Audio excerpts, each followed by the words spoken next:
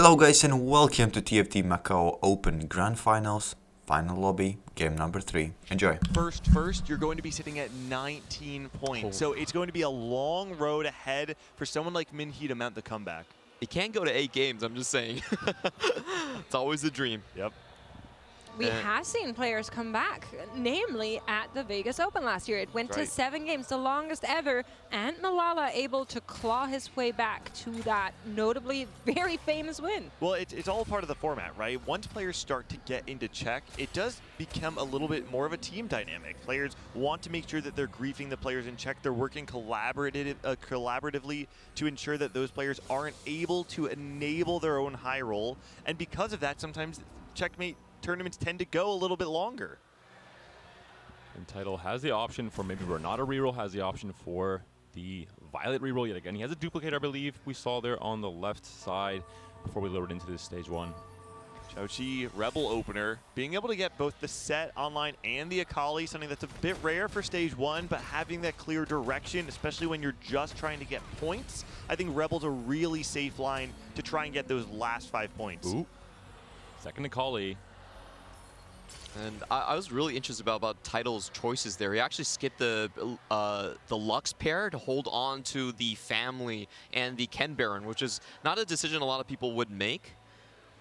I think it's likely the duplicator that swayed that decision in terms of looking towards, or at least opening the path of potential rerolls in stage 2. Especially in this game. I think it's maybe his last game where he can play reroll. Once he's in checkmate or check, it would be more difficult. 3 augment, all of which I personally really like to have when you're playing reroll. Beggars can be choosers, very popular by many. The other thing concerning placebo is that it allows you to get that first interest break point, but we're seeing right here, beggars can be choosers. I think that if Title wants to play into something like reroll, this feels really safe. Also seeing the branching out there coming on through. We'll have to check in and see what it is. The delayed start, so it's always kind of fun to see if you get any synergies, and there are none on the board so far. So this is definitely one of those more delayed starts. The dream is being able to have the 2 Sentinel opener with a Morgana or a Vex backline, right? Having a very clear path into one of those reroll lines. And we're seeing for that same reason, maybe the Mumu will be sold here. We'll be going for the 20 gold to start things off. We did see one player on lane in Forge, so 3-5 after the carousel, we could be seeing a very strong option towards one of those artifact lines with Mbessa and Vi being the key carries. Ooh, here's the branching out sniper +1. I was actually just talking to Azale in the back about this. This feels to me like one of the +1s that feels very hard to play. There's not a lot of lines that really want that sniper +1. Already, a Nocturne 2, I mentioned Mbessa, but Nocturne is another possibility when you get an artifact on 3-5. 4 different options. Do you high roll the RFC or the Fishbones is the big question. That's right. I mean, there are other things that are enabled by those 2, but that are still very much takeable. You can take things like Sniper's Focus, Death's Defiance. If you want to play the frontline variation as well, you already have the Edge of Night Slammed, and so there's a lot of outs. This feels like a very good spot for Jetasaur, where he's most likely not going to miss when that artifact anvil comes through. And Lilo going for sort of an emissary start. IE is such a slammable item this set. I love getting crits and getting the Corki's really nice. Well, one of the nice things about the Infinity Edge Slam is that when you play for that fast 8, you have a 4-2 roll down and you have 2 different holders in your core board without even having to flex too hard. You have the Mbessa and the Corki, both of which really want to use that critical strike and can make your stage 4 very stable with just a few resources. We're seeing 2 players here scouting each other, and for good reason. Who will be committing to this family reroll line? We're seeing Saidera has already 4 violets, has quite a few items slammed for this comp. Similar to the case for Sellerman here, both the Draven 2 and the Violet 2 here. You can see Minhee, however, has pumped XP already, signaling to the rest of the lobby, listen, this is just for tempo. I'm just going to transition for now. Let me have this. And with the over encumbered as well, he's going to be able to spike a bit harder on stage 3. Could be a Camille game, surely. Surely not. Let's not go there. We technically kind of saw a Camille game from Minhee yesterday. Last game, he bought Camille. He kind of had to. It wasn't given to him. Buying it, you didn't make it a Camille game. I'm not sure. We did see a Caretaker's ally Camille from Title. I think that is probably the only time I would allow it. Yep. This is huge. Xiaoqi loses here on 2-3. That snaps any chances of your streaks on stage 2. and means that the sort of tempo augment doesn't work out. Taking a look at the 3 costs across the board here, there is a Swain, so if anyone is going into the Conqueror line, it's kind of the biggest pickup, and also a Vander for the family players that just want to tempo a little bit. You could see primary components that are at a premium right now. The Tear and the Bow, both the first to go. Those are usually the components that tend to give you a lot of direction. Bow, especially for the sniper player, wants to probably play into Twitch. That means that you want to have the red buff, the Rage Blade, all the attack speed possible. We should also call out Meng Chen Yu. You can see the board right here, just the Maddie. This is a full open 4 decision from Meng Chen Yu saying, I have no way to really get value out of the sniper crest right now, so it's going to have to wait. Well, he's not the only player that's angling for the lost streak, and title by no means is locked thus far. That's a Renata one. Yeah, we slammed on Archangel, but could still sell to maybe guarantee the lost streak. There was a Smeech on the carousel, so I believe this was picked up on the carousel to lock in this 3 Chem Baron for now. This looks like Renata reroll to me. We could see Title has not put any experience in, is going to be staying level 4. We've seen this throughout day 1 especially. Typically people are rolling on 5 and they're playing around the 4 Sentinel or the 4 Visionary, and rather than rolling on 6, they spend most of their time on these lower levels to ensure the Singe 3. Oh, the key thing to see about his direction is if he picks up that Leona too. If he does, then that does signal a very strong opening of the line towards the Sentinel board that he did win with, and he can pick up additional emblems with the Beggars Can Be Choosers. We have seen a lot of people, when they're playing the Renata, the Sentinel variation, actually forego Leona entirely and instead just playing around the other Sentinels. That's the one that I've seen people drop. I think the idea generally is if you get the +1, you can add Leona in and play it on 7. But for the most part, you're generally playing around those 4 other Sentinels. I'm seeing something I really like on the side of Minhee. We were talking about how his start into the day was very rough.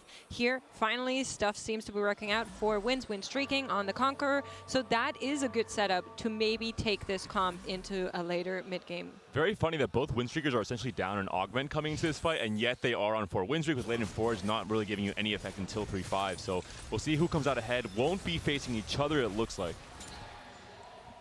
Name of the game is just to ensure you can actually get that 5 win. I mean, I think for Jetasaur, having both the Akali 2 and the Nocturne 2, I imagine you'd be able to secure it, but there's so much frontline. The Rel 2 with Ionic Spark holds up against both 2-star 2 costs, and Jetasaur's win streak is snapped. You can see it on his face. It does not look good. And for Same story for Minhee. Exact story, so not a single player will go into stage 3 with 100 HP. Well, that's good news for everyone in the between, and especially for the Lost Streakers who did not manage to run into each other. Because we had no win streakers actually able to snowball off that and get all 5, I think it gives more value even to the Lost Streakers like you're bringing up. And the fact that Title was able to dodge the other Lost Streaker means that going into stage 3 when they're looking to spike, they'll have more resources than the rest of the lobby. And Title, picking up Beggars Can't Be Choosers is a big deal, especially with this current line. I think there's a few augments that really enable Renata even more at 3-2. The case that you have Chem Baron, where you get a lot of resources from the trade itself, and you have a chance to go for a Optimal or Exodia augment at 3-2 is a big deal. Doesn't actually get any mana generation, or specifically doesn't get the Shojin. You can slam the Adaptive Helm, but I feel like most people might lean more towards something slamming like the Dragon's Claw, putting it on your front line, or even the Ionic Spark on that Singed. We'll see if he actually opts to slam something like that. So he does level here, which is a different line that we saw before, which was a level 4 roll down, I believe coming from Minhee on when he was playing this one. I think it makes sense with the early Chem Baron. You might be going for the multiple cash outs, more the CN version of this Renata comp. Are moving towards that next set of augments, especially for Beggars Can Be Choosers. That will be interesting. So we are taking a look right now. Sidera on the other side, currently sitting at 7 violets. So did roll down to 30, relatively standard when you're leveling, when you're on level 4. But I would say generally a little bit ahead of the curve. Not too many other units on your bench, but if there was one unit you want to have multiple of, it's going to be the violet. The reroll transfer is also so fun. It really depends on what your augments show up as. If they're bad, then you lose 3 rerolls for it. So really interesting to see what the 3-2. Oh, Starry too Nights much value, too much. Would have Starry been Night? very interesting for the 1 cost, 2 cost version of this Renata comp. And it's going to be the pickup regardless. Okay. This is very interesting because it does allow you to level while also like finding more Ken Barons for the 6 composition. Singe already. Got the 2-star Singe cash out. But yeah, you're right. And actually, so he did level to 6. I was about to say, this is the rare instance in which level 6 actually makes more sense. You get the increased odds for finding the 2-star 1 cost in the shop as well. And we see the pivot off of the Rennie, the pivot off of the Ken Baron, moving now towards win streaking ideally after a fairly big roll down, hopefully hitting a lot of upgrades. No Renata 2 though is a little bit worrying. Now that is kind of the pain point of the comp right now. Could take yet another econ loss. Potentially is only on 72 HP after those 6 losses, so hasn't bled too much despite the win streak. But we'll need to find at least that upgrade, and we are taking a look over at Sidera's board. Okay. Oh, so Sidera does get the Violet 3 with a decent golden augment. It means that he didn't have to spend all that much gold while going into this, and he still saves up some rerolls, potentially keeping on to the Draven. How do you all feel? Oh! Double sniper This is huge. emblem. So we were talking about this. You were saying, David, don't really know how to feel about that 1 emblem. How are we feeling about 2?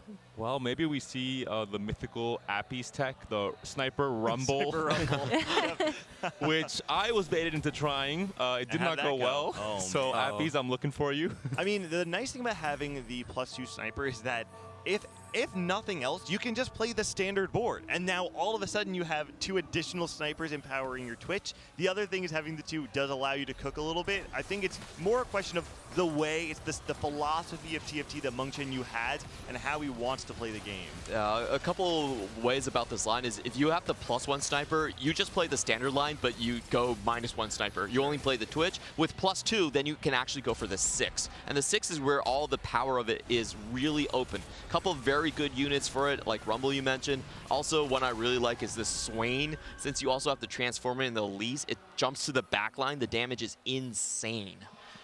And you get the form swapper naturally for Elise as well. Fits, perfectly onto the board regardless. It's usually a transition unit before you find something like maybe the GP even with a scrap early. And you can Bessa end with and Garen on this carousel. Liluo especially seems to be moving into that potential Mbessa Corki board, especially with late in forward. We talked about 2 players will be popping their anvils at 3-5, Erizor and Liluo. A lot of their game plan could come from that exact decision at 3-5. That's true, but I also just want to quickly mention on how Xiaoji is doing, because that is the player that we said is kind of the mystery challenger coming up, rising to the occasion, already on 15 points, and seems to be fully locked into the Heimerdinger board as well. But let's check out our forges. Okay, on Jetasaur's side, 4 options that, I mean, don't inspire too much. I mean, there's the Suspicious Trenchcoat, there's Silvermere Dawn. Those were the 2 that primarily stood out to me.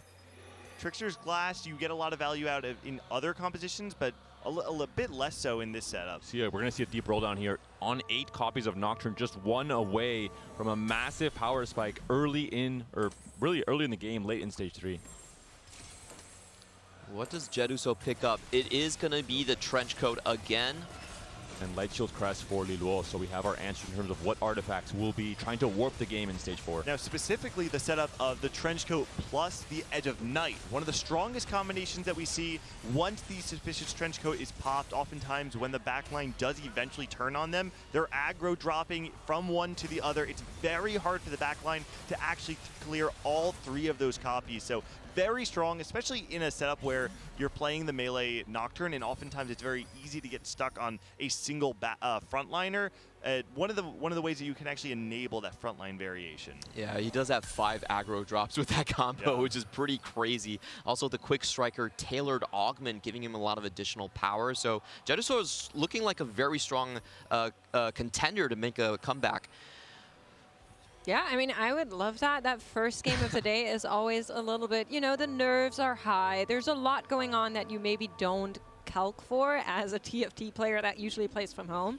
So coming back after a devastating first result, like Jedu did in that previous game, if you can keep that going, you still have that shot.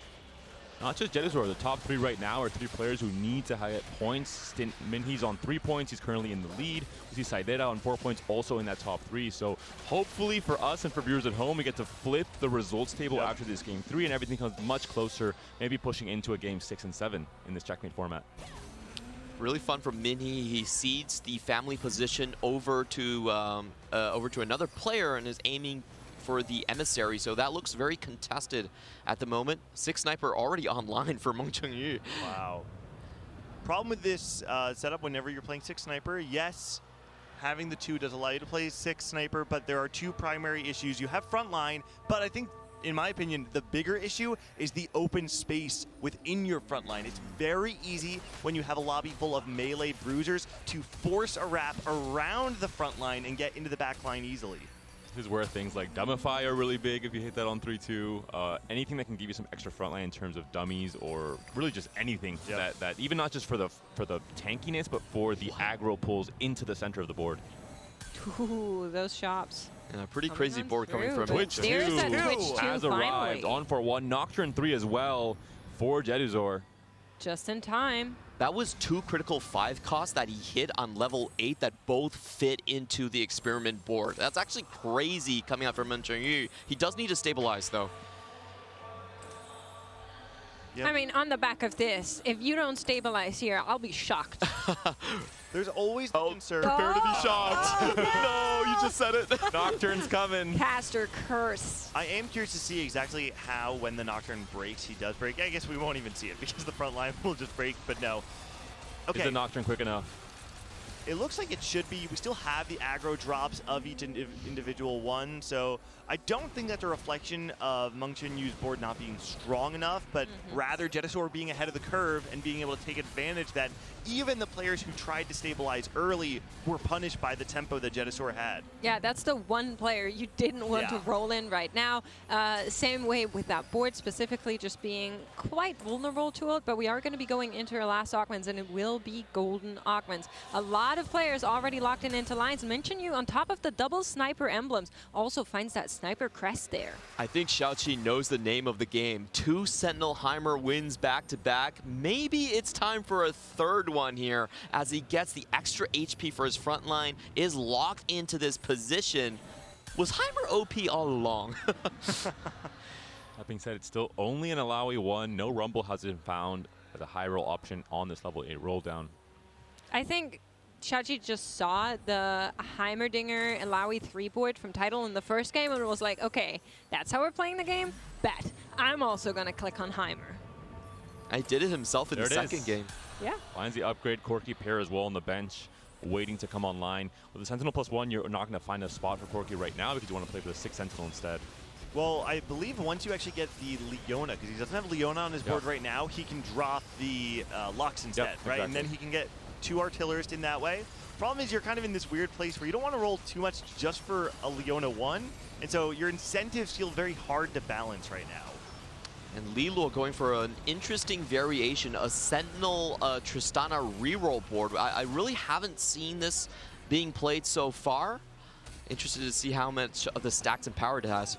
You can see he digged really deep as well, down on the Econ, hasn't hit that Tristana 3 just yet. And speaking of not finding those final crucial upgrades, taking a look at Tidal's board here, the story looks very similar. We have a bunch of golden units already, but not the Renata, which would be so crucial, and also not the Rel.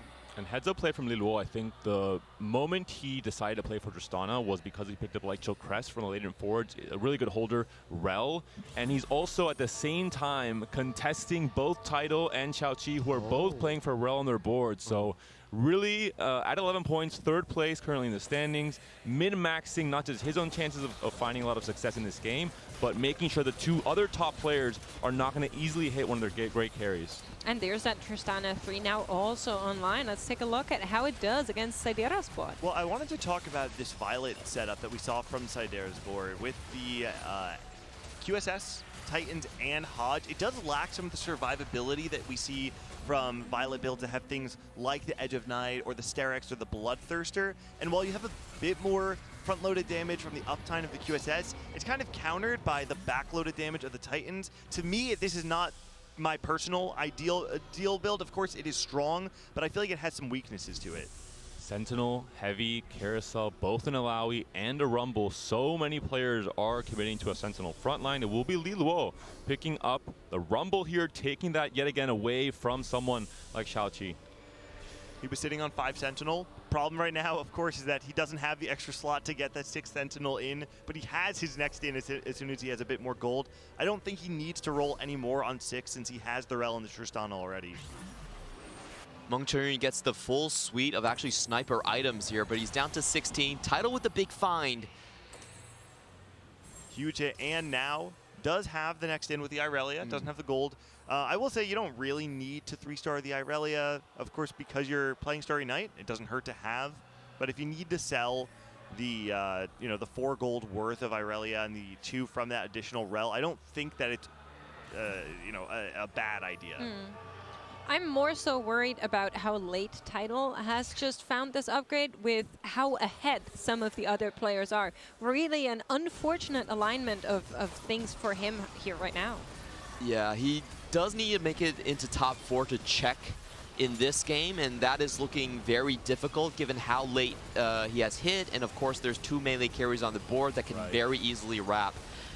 There are certain anomalies that I think might be able to bail you out. The one that does come to mind, I feel like most times you're actually not looking at this as one you get super excited about, is, and I don't remember the name, but the one that gives you items based on the class of unit. Dual wielding. Dual wielding. Being able to have itemized 3-star, 4 Sentinel, 6 Sentinel is a way that I could actually see you stabilizing on stage 4. The problem is you're on 10 gold. You don't have that much gold to dig into a BIS anomaly. You have to kind of take what you can. Beggars can't be choosers, aptly, as the first Auckland that we saw there. Oh, it's considering kill streak, rolls it instead. And you want gold to go 7 to fit the Irelia as well, so it's really a tough position for Tidal here.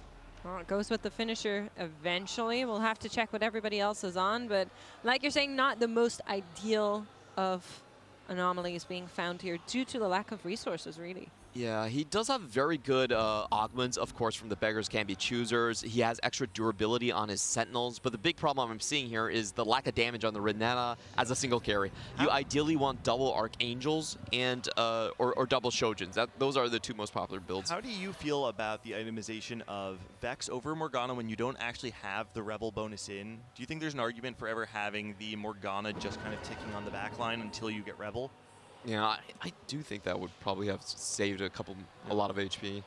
And the triple sniper augment setup not working out so hot right now. There's very little flexibility in the game plan, in the positioning at this point in time, and players of this caliber on a day 3 of a tournament like this are able to really punish you for not being able to really be flexible. So I will say that is a 2-item Twitch.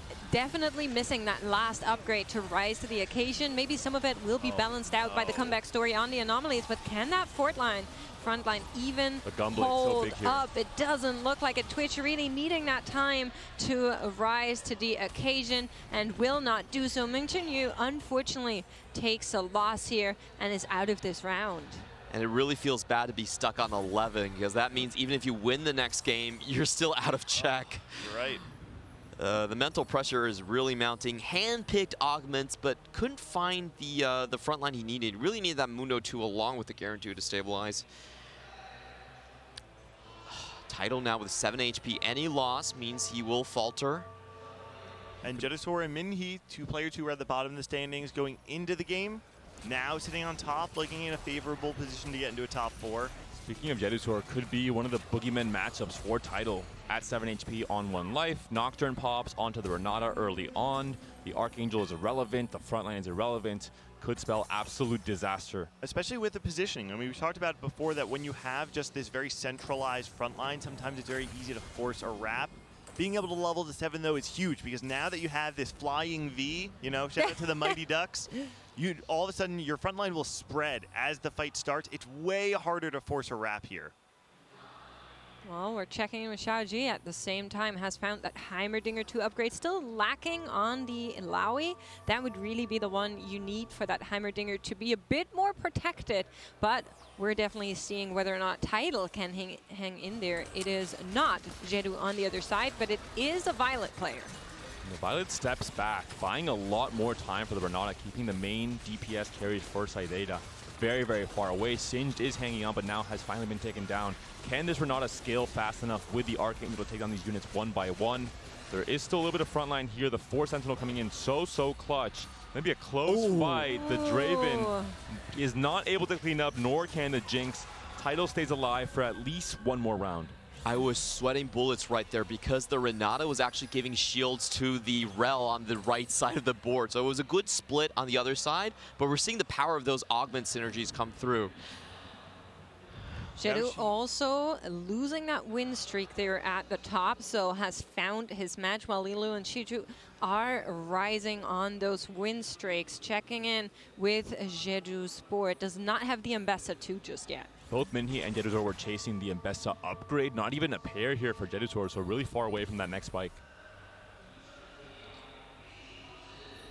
Another tough matchup coming in. Corki's packing a lot of damage. Let's see if they can focus the Sentinels down one by one. That's the most important thing. If they survive into the shielding, then it buys a lot more time for the Archangels.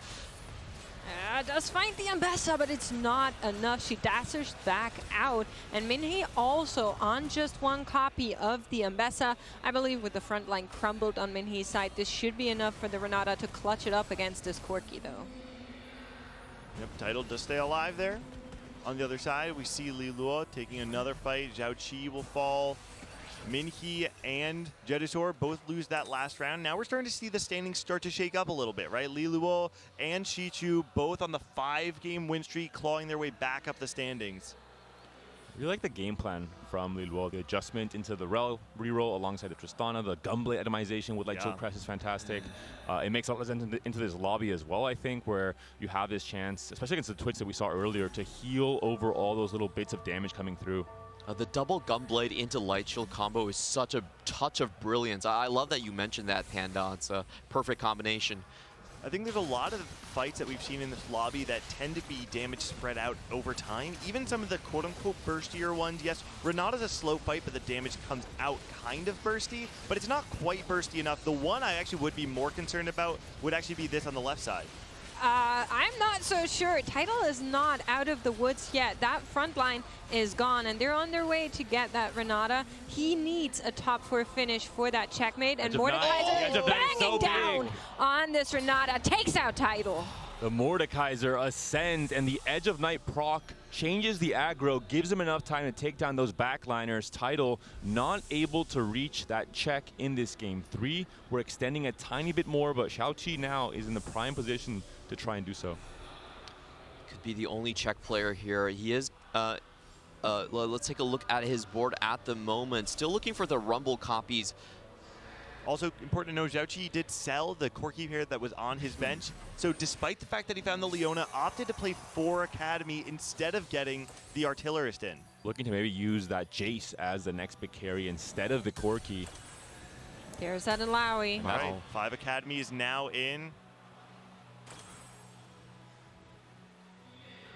And we can see the 3 Academy items that we have on our board. I believe it was a Nashor's, the Ionic Spark, and the Protector's Vow. So we're getting a ton of value from these. The name of the game at this point, you want to make sure that you can stall for the Heimerdinger to ramp up over time. Having 2 different defensive items on these upgraded 6 Sentinels means that they are all doing their part in making the fight last as long as possible.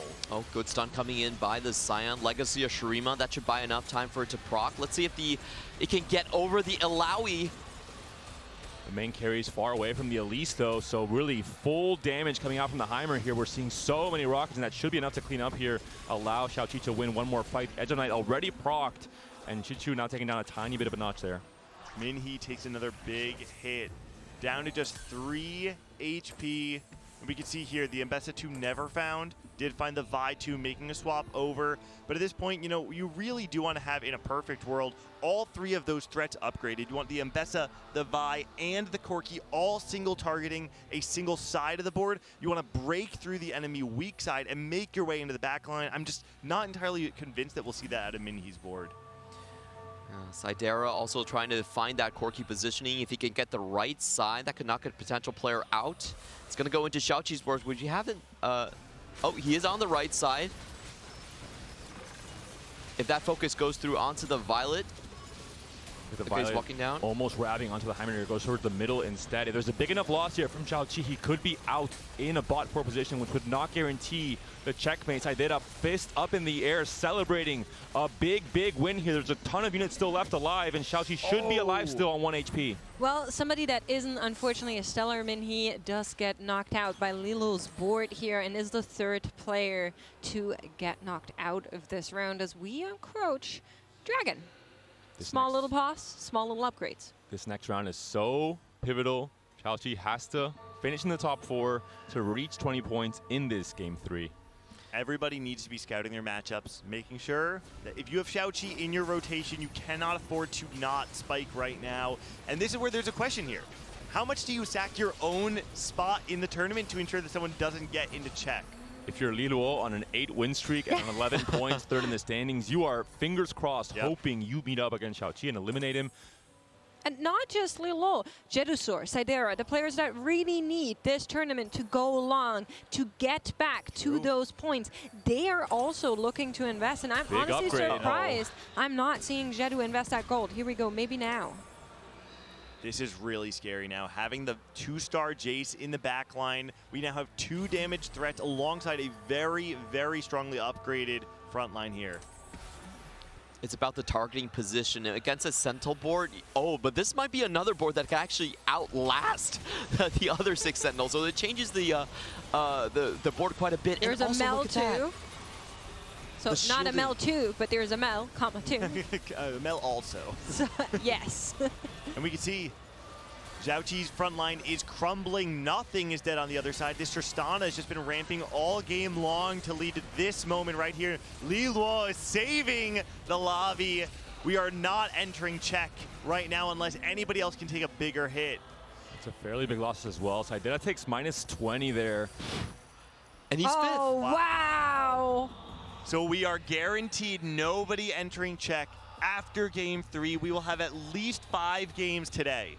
And with Li Luo winning, we could also see him go all the way up to 19. So we could have quite a few players, I believe, both Xiaoqi and Li Luo potentially on 19, which means that they have a lot of flexibility in terms of what they play in game 4. Would only need one, just an 8th would put them into check so they can try and make sure Tidal doesn't also reach that for game 5 potentially. Great call out. Yeah, that's the your only objective when you're on 19 in the game. Make sure other people aren't getting closer into that check range.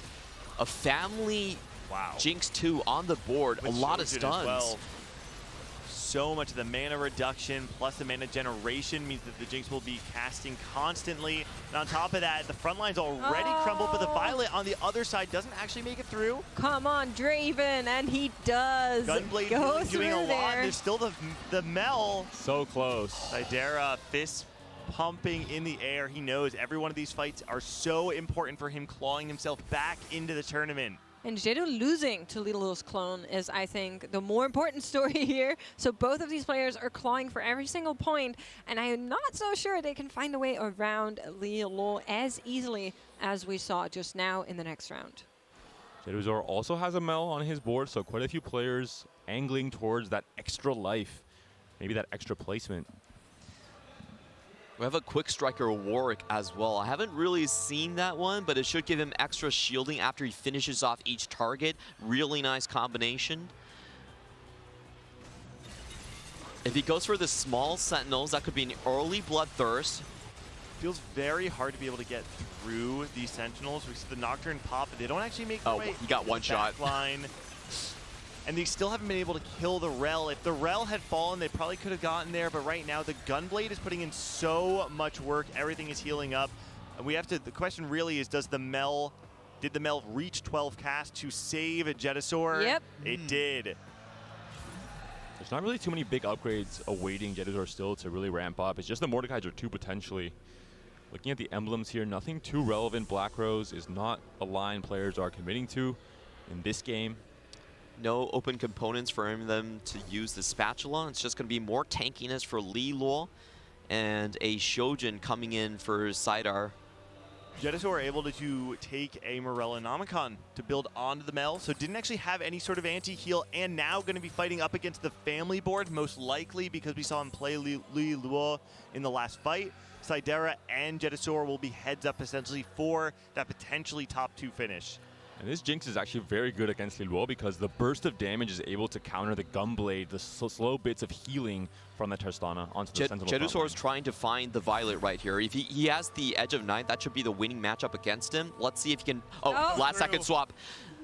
Let's see how it all pans out, and it is straight in front of that Violet, but will it work out in his favor, or is everything else going to fall before he can even get there? A lot of power coming in from that double Shojin Jinx in the backline, so and she is so strong. Takes down the rest of the board from Jedu, takes down the Kog'Maw. It is only Mel, and she will not be able to save Jedu one more time. Sidera on top, gets into the top 2. Now it's only Liluo in his path. I do like what Jedu tried to do there. He actually found the Violet, providing him with the maximum amount of burst to just take that ultimate hero off the board. But unfortunately, it was a good counter there with the lineup on the Jinx as well to kind of stun the back line, make sure the damage didn't go through. Good win coming from Sidera. Now the question is, how do you break through this 6 Sentinel board? And like Panda's talked about before, so much value from the Hextech Gunblade. Every one of those casts is bringing that Rel back up to full HP. I think the timing of the big Jinx rocket is key here. If you're able to have a huge burst onto the front line right before the healing can come through, that could be it. Jinx doesn't find the stuns necessarily. Big rocket. Rel still at over 50% HP. Wait, here we go. Another Violet cast though. Will it kill the Rel? It does, but just not enough survivability. And with that, the Tristana will be enough to take out Sidera. Great top 2 from Sidera, but Liluo with the